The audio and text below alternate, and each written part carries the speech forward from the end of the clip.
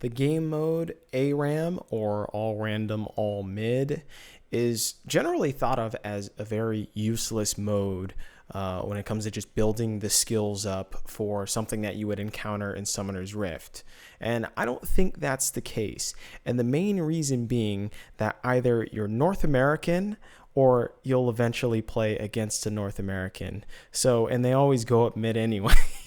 No, that's partially true. But ARAM in general, I think, can improve a lot of your team fighting skills, your positioning skills, your dodging of skill shots. Like there are multiple different things that ARAM can help you improve on.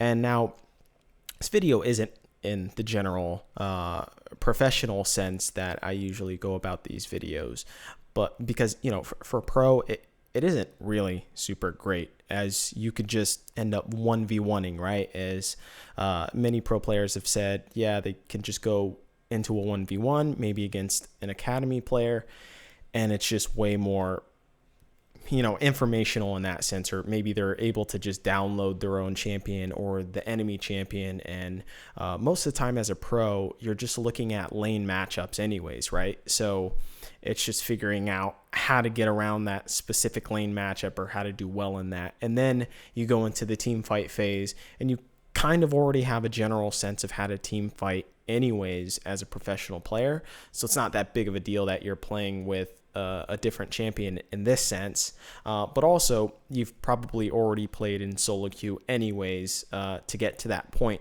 So I don't think this is very useful for professional players, except maybe in the beginning of the preseason. And so the reason for that being is that you get to see accelerated item builds, right? So you can kind of tinker with things and see how much damage you deal to the opponent.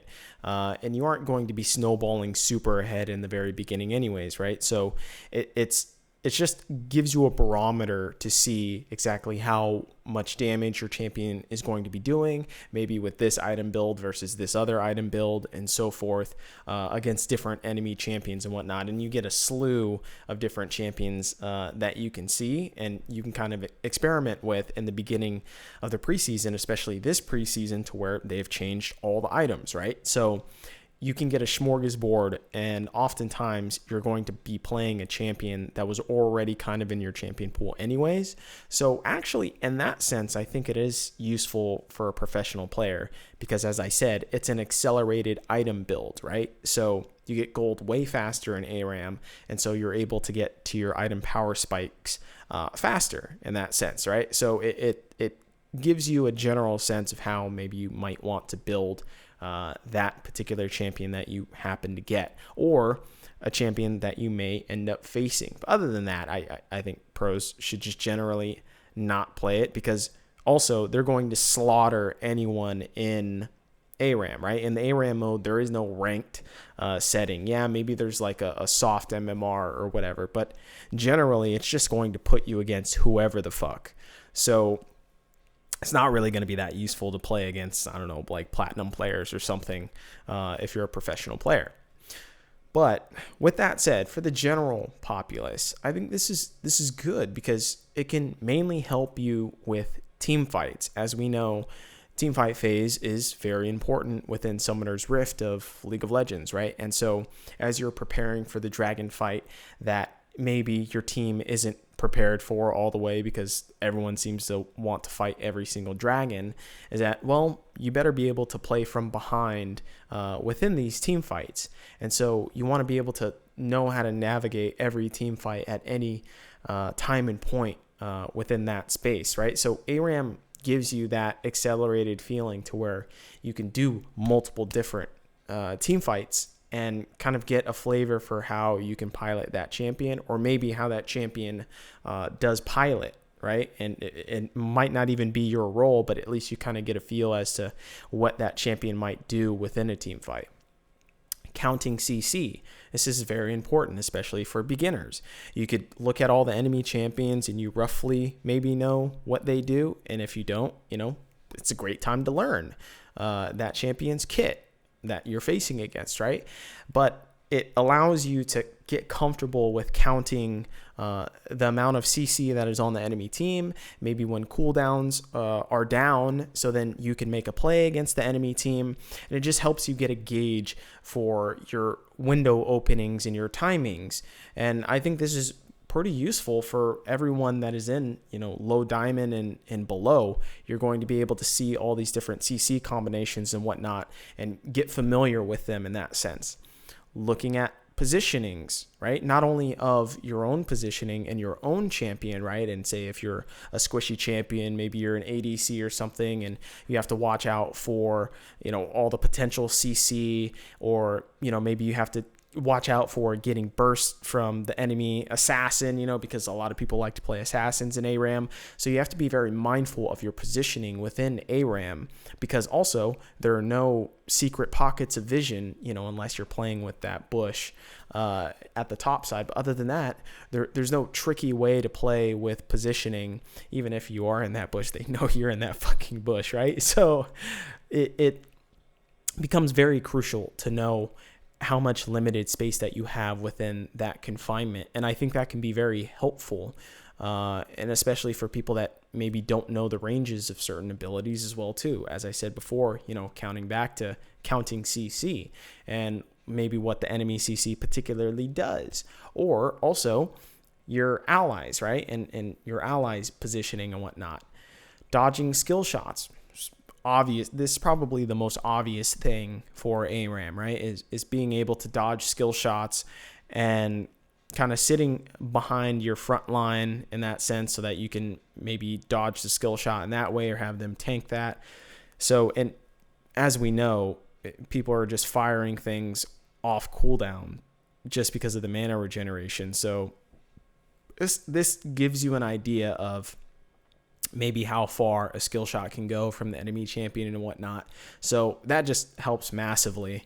And then most importantly, I think, at least one of the most important things is following up with your allies when they use a skill. I think this is also important too. Now, people are a little bit more gung-ho within the ARAM mode, right? So they're willing to go in whenever they use a key skill, or maybe your allies are willing to go in whenever they use a key skill. But it's very noteworthy to see exactly how these skills stack up. If it's an Ash Arrow first, then what other CC is going to come after that to follow up, and then the chain CC and whatnot, or the chain skills in that regard. So it lets you get more comfortable with the flow of how abilities are going to be chained, and as equal against the enemy team, how your allies are going to do that, how the enemy is going to do that to you. So both of those things are incredibly useful. Now, as I was saying and joking before, let's be real, North America does team fight a lot. And really, they rarely ever try to do cross-map plays or split pushes. So you better be damn good at team fighting, as I said before. And I think this is the most crucial thing that you can learn from this game mode, is just being able to team fight in general. And it's encompassing all of those different things that I was saying: dodging CC or counting CC, dodging skill shots, knowing your positioning. All of these different things are very important. And then on top of that, I think maybe the little sidebar is, or like parenthetically, is that it allows you to build up your champion pool, or at least not really your champion pool, because it's very fickle, in that sense, champion pool, right? Because you're playing in a totally different game mode and whatnot. But it also may give you a little bit better of a feel as to, hey, I would like to try this champion now in Summoner's Rift, right?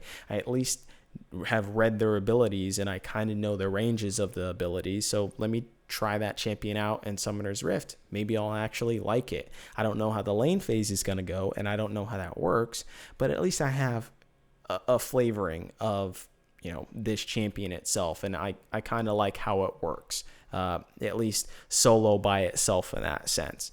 So I think playing ARAM, at least it lets you discover champions that maybe you thought of not playing before, and it helps you understand champions you don't play or often don't play against. I think that's another thing too, is because sometimes you don't see certain champions because you haven't played against them in a particular lane, or maybe you just haven't played against them at all because they're just so rare or off meta. So it allows you to see all these different champions interact with each other. Sometimes you get some funny interactions too.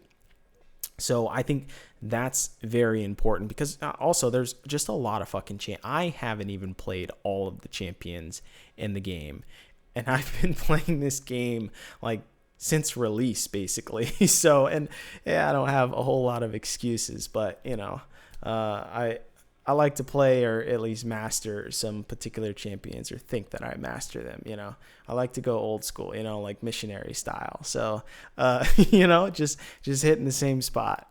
So with that said, I think probably the greatest thing that ARAM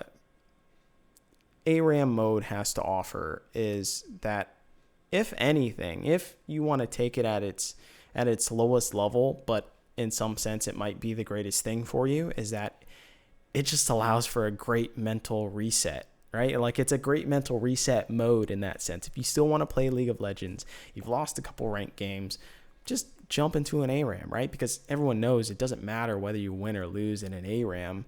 It like, no one really cares about it, especially because there is no ranked mode for it either. And sometimes you get some wonky team comps or whatever. So it just, in the end, it just doesn't really matter. No one takes an ARAM seriously anyways. So it's a good game mode just to mentally reset. And you can also work on those other things that I said before too. It allows you to still improve your own skills, but just take the game more lighthearted, right? To not take it as seriously. So it accomplishes both of those things without pissing you off. And that's a pretty good thing. So overall, I think the general populist mentality of ARAM is a little bit skewed in that maybe they aren't seeing these small benefits that you can eke out from this game mode, because I think there is some positives in it. And yeah, it's not going to work for everyone, I know that, and it's especially not going to work that well for the highly skilled players within League of Legends. But for the general populace, I think it's entirely misunderstood, and there's a lot of golden little nuggets that you can gain from the ARAM mode.